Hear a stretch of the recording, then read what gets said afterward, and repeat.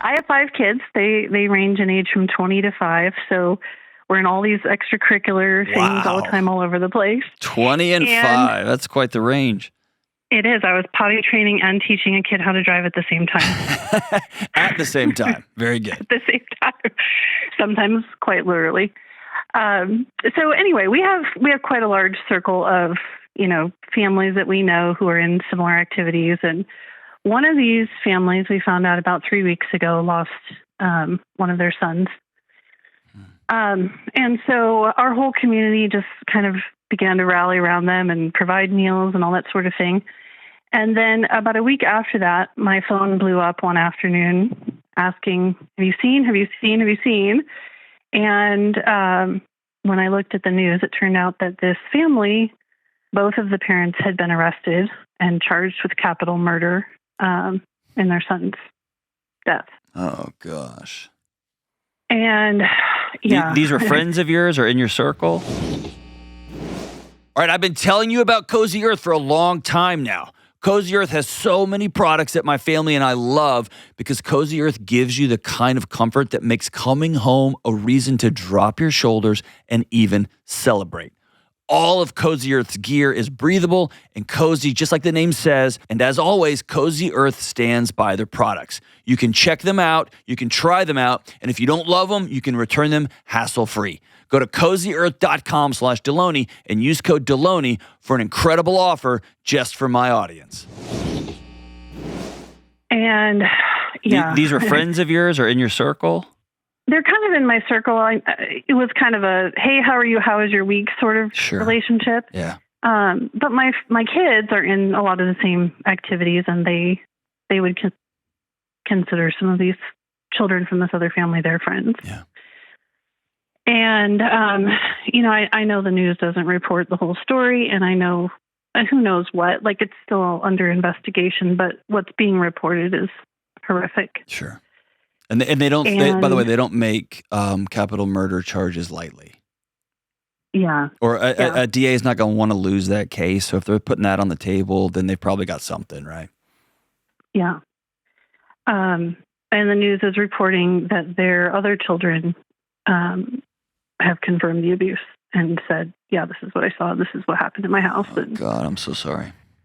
It's really, but needless to say, this has sort of blown up my whole community. And most of the parents are kind of reacting with this, like, oh my gosh, how did we let these people around our kids? How did we not know this was happening? And, just a lot of fear and a lot of anxiety. And so as I'm the leader of one of these activities and one of their kids is in my group, and I've just found out this week, actually, that the foster family that has these kids is going to try to start bringing them back into some of their activities, and which means that one of these children in this family is going to be in my class this week. And my son's in the same class as well. And so I'm kind of, I'm wondering two things. First of all, how can I help my kids navigate this? I don't want to teach them to ignore it and pretend everything's fine. I want to teach them, how do you support your friend in the middle of, like, literally their whole lives blowing up in a sensitive and appropriate way. And then also, I'm trying to get some wisdom on what do these kids need from me. I know I'm not their counselor. I'm not the social worker, but I am an adult who cares, right? And I don't want to have them come in and out of my life every week and just pretend nothing's wrong. Yeah. And I also don't want to overstep. Yeah. And so I would love your wisdom on how to handle. Those are great questions. Yeah, it's tough. Thank you for loving your community. It's pretty cool. Yeah. It's really, it's made me really angry at times how many people are just reacting out of fear and anger and not even considering these kids whose lives have just blown up. Like, so I'm sorry, I didn't mean to. I was just going to say, I just keep thinking, like, at this point, it doesn't really matter. I mean, it matters, but it doesn't matter if these parents are convicted or exonerated, these kids' lives are forever changed. They're not. They're. This is Let me put it this way. traumatic. Their lives are destroyed. I'll say it. Yeah. They're destroyed. Yeah.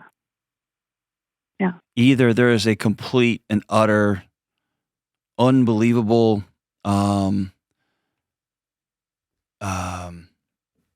miscommunication, and the family's going to have to leave the community to restore any sort of right? I mean, it's either these accusations are so wild and so public and all that, or what's more likely is that these are true stories. Yeah.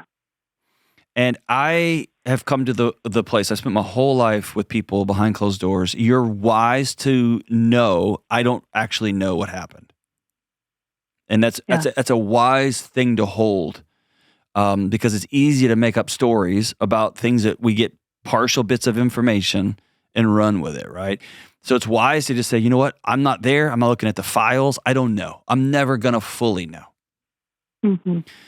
But I've come to a place where I give people a ton of grace with their initial responses, because this type of atrocity and this type of evil, if true, causes all of our parental, our personal, our childhood, we look at our own kid, right?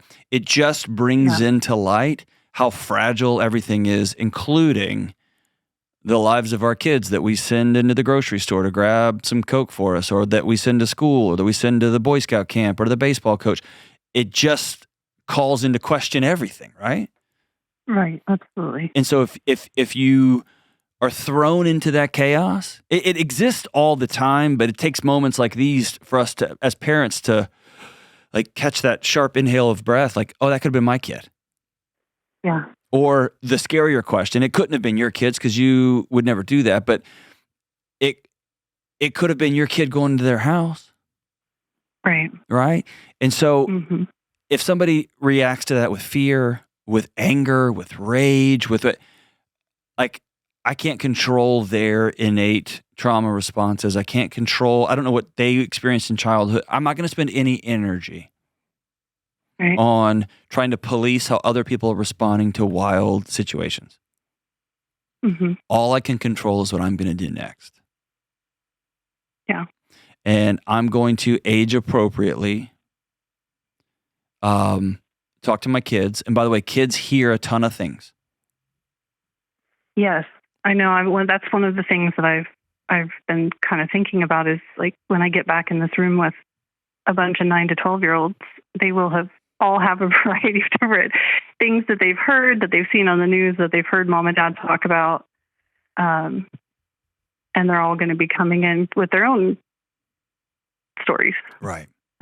And so sometimes you can get a group of 9 and 12-year-olds and say, hey, y'all may have heard a whole bunch of stories about everybody in this room. And when you come here in this room, we are all going to be kind to each other. And we're all going to, like, you can address some of that up front. You might not be able to in this case. It might be that the first time this kid shows up is when everybody's showing up. And they're going to all take their cue from you. Yeah. And so you're right. You're not going to ever be a therapist. You might be a therapist. I don't know what your profession is, but you're not going to be this kid's therapist. You're not going to be this kid's foster parent. You are going to be one example of a safe, regulated adult. Every kid will take their cue from you if, when every kid individually walks in, you look at them and you put your hands on either side of their face and you say, I'm so glad you're here. And when that boy walks in the door or that girl walks in the door, you do the exact same thing with them. Yeah. They will take your cue if you single that kid out, they're going to know, okay, singled out. But if you let every one of those little kids know, I'm so glad you're here. That hug or that whatever's appropriate touch-wise, I don't know what organization you're part of or your relationship with these kids, but whatever the most welcoming presence you can provide that kid, that's the greatest gift that kid needs right now. And Yeah. not, hey, you want to talk? Nope, that's for the therapist. That's for the foster kids. That's for that system. But when you come in this place, you're going to feel that I see you and that I'm glad you're here. Mm-hmm. And the other kids are going to pick up that ethos too. And if some kid, you hear him talking and asking, you're going to call out in front of everybody, hey, we're not going to talk about other people's parents today. We're here to learn basket weaving. We're here to learn how to fix a car engine. I don't know what y'all are doing, but like, we're here to be with each other. And you're going to quickly put an end to it without any fanfare or without any drama, whatever. What the kid needs more than anything is, for a minute, a reprieve from the ash that is their life. Yeah, that makes sense. And then I would, if I were in your exact same shoes, I would find, whether it's 30 minutes, whether it's in bed when you're tucking your kids in, whether it's you've got 500 kids, and so it might be hard, but if you can escape for a breakfast over the next couple of weeks, I would be pretty direct with my kids. All right, tell me what you know about little Billy's situation. Mm-hmm. And I always put that on the table, and I let them respond with what they know. Okay. Or what they're going to ask. Yeah. I did the same thing with both of my kids with Charlie Kirk's passing recently. I took my 15-year-old out and said, all right, tell me what you've heard. And I think him and I did it in the car. Mm-hmm. And I said, are your friends talking about it? And he goes, yeah, Dad, it's everywhere. And so I gave some, hey, I'm going to really ask you to not do X, Y, and Z. And I want to hear, what questions do you got? Tell me what you're thinking. And then I explained to him, here's what I'm feeling. I'm a public figure too. Here's what I'm feeling. I did the same thing with my daughter. She had no idea what I was talking about. Right? And she's early elementary. Mm-hmm. And so, but I'm going to put on the table, and then I'm going to gauge my response age appropriately to what my kid knows, what questions they have. And then I'm going to give them a human response, which is, I want you to know that your parent has feelings too. Yeah. Yeah, I don't know that my kids know too much at this point. We don't watch the news at my house. Yeah, but I mean, they're going to get the gossip from what's going on at school and whatever. And that can be a great moment to say, none of us really know at all what really happened. What we do know is your friend little Billy needs somebody to be nice to him. And in our family, we look for people to be extra nice to. And so one of your jobs in the next few months is to be really nice to little Billy. Mm-hmm. And it can be that simple. But it's letting them know, I know, I'm in control of my emotions, and here's the actions that we as a family, this is who we are. This is the actions that we take. Yeah. And if somebody wants to show you something on their smartphone, or if somebody wants to talk about it, it's a good idea to say, hey, I don't want to talk about that right now. Yeah. Which, let's be honest, a sixth grader's not going to do that, but they're going to have your voice rattling around their heart and mind. Yeah, that's true. That's true. But the greatest gift of that kid, because that kid the whole ride over is going to want to know, is this place a safe place for me? Mm-hmm. And the regulated adult in the room is the one that sets the tone. Yeah. And the question is, can you make that kid feel, just for a minute, seen and known and safe? And that's an honorable thing. So I'll tell you, Marie, thank you for being that mom, that community member, that person who loves and cares. And when the adults in your world start spinning up the conversation, you can just have the courage to say, at this point, I don't want to talk about it. I'm going to focus on those 5 kids that are hurting right now. I'm going to let the criminal justice system do its thing. And I don't know. None of us are ever going to know. And that makes you not cool. That's going to be the parent that you don't get invited to the gossip rings, and so be it. So be it.